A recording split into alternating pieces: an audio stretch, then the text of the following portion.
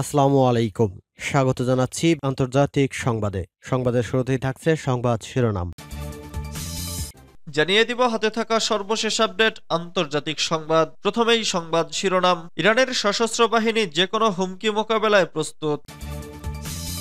এরপর জানিয়ে দিব রাশিয়ার ঘাঁটিগুলো রক্ষা করার প্রতিশ্রুতি দিয়েছে সিরিয়ার গেরিলারা। এদিকে দুর্বলতার সুযোগ নিয়ে ইরানে হামলার পায়তারা করছে ইসরায়েল। এরপর জানিয়ে দিব দুবাইয়ের ভিসা বাতিল হচ্ছে ভারতীয়দের। আরো জানিয়ে দিব আসাদের পতনের পর সিরিয়ায় তুরস্কের ভূমিকা কি হবে। সর্বশেষ জানিয়ে দিব ট্রাম্পের হুমকির কাছে ভারতের নতি স্বীকার। এতক্ষণ শুনছিলেন সংবাদ শিরোনাম, এবারে বিস্তারিত। তবে অনুরোধ থাকবে ভিডিওটিতে একটি লাইক করবেন এবং কমেন্ট করে জানিয়ে দিবেন কোন জেলা থেকে আপনি আমাদের এই ভিডিওটি দেখছেন। ইরানের সশস্ত্র বাহিনী যে কোনো হুমকি মোকাবেলায় প্রস্তুত। ইরানের সেনাবাহিনীর প্রধান মেজর জেনারেল আব্দুর রাহিম মুসাভি জানিয়েছেন, ইরানের সশস্ত্র বাহিনী যে কোনো হুমকি মোকাবেলায় সবসময় প্রস্তুত। সোমবার এজেএ university of command and staff এ আয়োজিত এক অনুষ্ঠানে বক্তব্য দিতে গিয়ে মুসাভি বলেন, সশস্ত্র বাহিনীর দায়িত্ব হল যে কোনো হুমকির বিরুদ্ধে প্রস্তুত থাকা এবং এই প্রস্তুতি সবসময় বজায় রাখা হয়।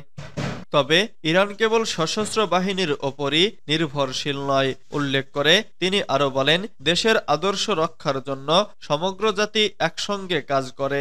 ইরানি সেনাপ্রধান বলেন, আমরা আমাদের দায়িত্ব পালনে অটল, যা ইরানকে বিশ্বের অন্যান্য দেশ থেকে আলাদা করে তুলেছে। মুসাভি ইরানের সশস্ত্র বাহিনীর কৌশলগত প্রস্তুতি এবং জাতীয় ঐক্যের ওপর জোর দিয়ে বলেন, এ ধরনের প্রচেষ্টা ইরানের প্রতিরক্ষা ব্যবস্থা আরও শক্তিশালী করেছে।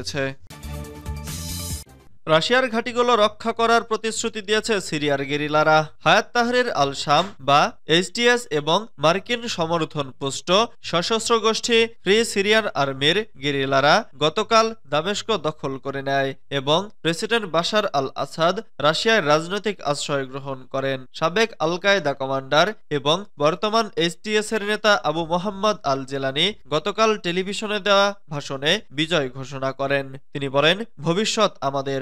এরপর ক্রেমলিনের একটি অজ্ঞাত সূত্র বার্তা সংস্থা তাসকে জানিয়েছে যে সিরিয়ার বিরোধী সশস্ত্র গোষ্ঠীগুলোর প্রতিনিধিদের সাথে রাশিয়ার কর্মকর্তারা যোগাযোগ রাখছেন। এই প্রতিনিধিরা সিরিয়ায় রাশিয়ার সামরিক ঘাঁটি ও কূটনৈতিক মিশনগুলোর নিরাপত্তা নিশ্চিত করার প্রতিশ্রুতি দিয়েছেন। একই সাথে ওই সূত্র বলেছে, সিরিয়ার জনগণের স্বার্থ এবং সিরিয়া ও রাশিয়ার দ্বিপক্ষীয় সম্পর্কের বিষয়ে আমরা রাজনৈতিক সংলাপ অব্যাহত রাখব বলে আশা করি। সিরিয়ায় 2011 সালে বিদেশি মদতপুষ্ট উগ্র সন্ত্রাসী গোষ্ঠীগুলোর তাণ্ডব শুরুর পর 2015 সালে বাশার আল আসাদ সরকারকে সাহায্য করার জন্য রাশিয়া উগ্র সন্ত্রাসী গোষ্ঠীগুলোর বিরুদ্ধে বিমান হামলা শুরু করে। কিন্তু এবার রুশ সেনারা হায়াতে তাহরির আল শাম এবং ফ্রি সিরিয়ান আর্মির বিরুদ্ধে কোনো পদক্ষেপ নেয়নি। বিরোধী সশস্ত্র গোষ্ঠীগুলোর অভিযান শুরুর পর বাশার আল আসাদ শান্তিপূর্ণভাবে ক্ষমতা ছেড়ে দেওয়ার ইচ্ছা ব্যক্ত করলে রাশিয়া এই অবস্থানে চলে যায়। ক্ষমতা ছেড়ে দেওয়ার ব্যাপারে পেছনের দরজা দিয়ে কয়েকটি গোষ্ঠীর সাথে বাশার আল আসাদের বৈঠক হয়, তবে সেসব বৈঠকে রাশিয়া অংশ নেয়নি বলে দাবি করেছে মস্কো। দুর্বলতার সুযোগ নিয়ে ইরানে হামলার পায়তারা করছে ইসরায়েল। লেবানন ও সিরিয়ায় বড় ধরনের ধাক্কা খেয়েছে ইরান। প্রতিরোধ যোদ্ধাদের শীর্ষ কর্মকর্তাদের হত্যা করেছে ইসরায়েল। সিরিয়ায় বিদ্রোহীদের অভিযানের মুখে দেশ ছেড়ে পালিয়েছেন বাশার আল আসাদ। এখন এটাকেই সুযোগ হিসেবে দেখছে ইসরায়েল। দেশটির অবসরপ্রাপ্ত একজন সেনা কর্মকর্তা এই সুযোগ লুফে নেওয়ার প্রস্তাব দিয়েছেন। বাশার আসাদের পতনে দুর্বল হয়ে গেছে প্রতিরোধের অক্ষ। এ ঘটনাকে ঐতিহাসিক হিসেবে দেখছেন ইরাকের সাবেক operations command chief major general Israel জিভ। সোমবার এ নিয়ে তিনি জেরুজালেম পোস্টকে এক সাক্ষাৎকারও দেন। তার ভাষায়, দুর্বল হয়ে যাওয়া ইরানের পরমাণু কর্মসূচিতে এখনই হামলা চালানোর মোক্ষম সময়। আগামী মাসেই হোয়াইট হাউসের মসনদে বসবেন ডোনাল্ড ট্রাম্প। এটা ইসরায়েলের জন্য দারুণ খবর, কারণ গেল কয়েক বছর বিভিন্ন সময় ইরানের পরমাণু কর্মসূচিতে হামলা চালাতে চেয়েছিল ইসরায়েল, কিন্তু এমন হয়ে হয়েছে ইসরায়েল প্রস্তুত থাকলেও রাজি হয়নি যুক্তরাষ্ট্র। আবার দুপক্ষ রাজি হয়েছে, তখন ভয় ছিল ইরানের প্রক্সিরা হামলা চালাবে। এখন বাশার আল আসাদ নেই, লেবাননেও দুর্বল হয়ে পড়েছে প্রতিরোধ যোদ্ধারা। সুযোগ বুঝে যদি ইরানের পরমাণু কর্মসূচিতে হামলা চালানো যায় তাহলে মন্দ হবে না। জিভের ভাষায় অবশ্য এ কাজ একা করতে পারবে না ইসরায়েল, এজন্য সঙ্গে যুক্তরাষ্ট্রকে নিতে হবে। কারণ ইরানের পরমাণু কর্মসূচিতে আঘাত হানতে বিমান হামলায় ইসরায়েলের কিছু সীমাবদ্ধতা রয়েছে।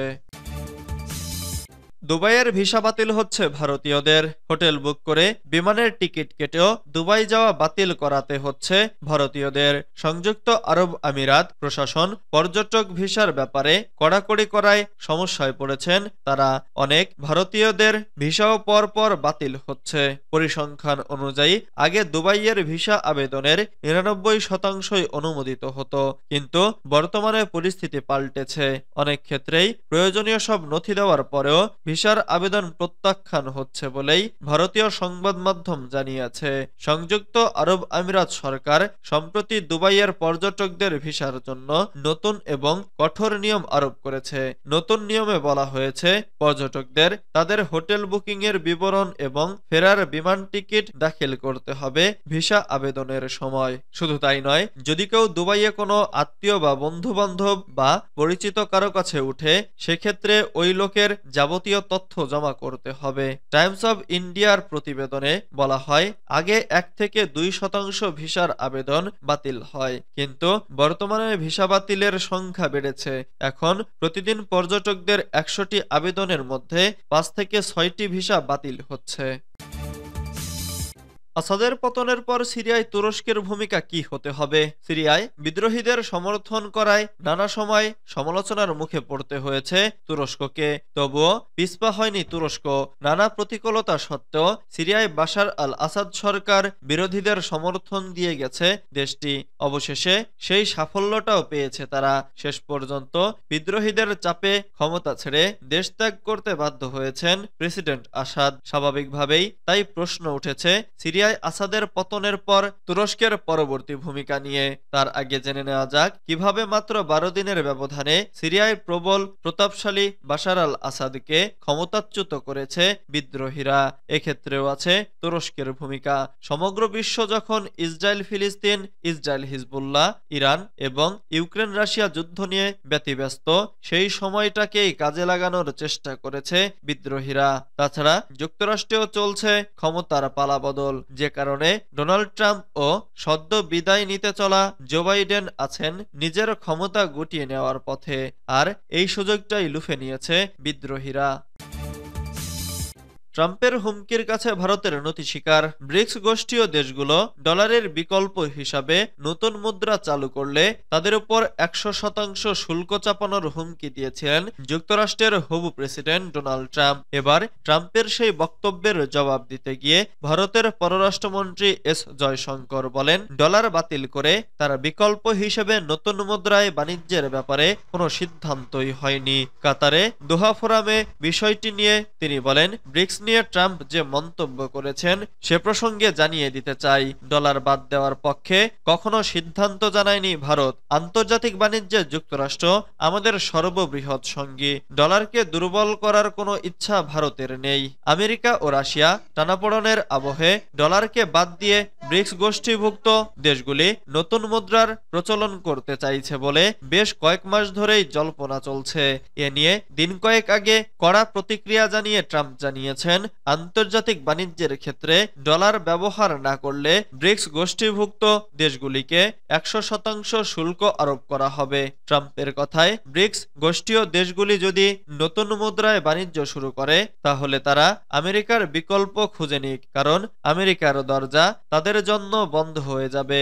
ওই দেশগুলোর ওপর ১০০% শুল্কের খাড়া নেমে আসবে। যুক্তরাষ্ট্রের দুর্দান্ত অর্থনীতিতে তারা তাদের পণ্য বিক্রির স্বপ্নকেও বিদায় জানাতে বাধ্য হবেন। এরই পরিপ্রেক্ষিতে দোহা সম্মেলনে জয়শঙ্কর তেমন কোনো নতুন মুদ্রার সম্ভাবনা খারিজ করে দিয়েছেন।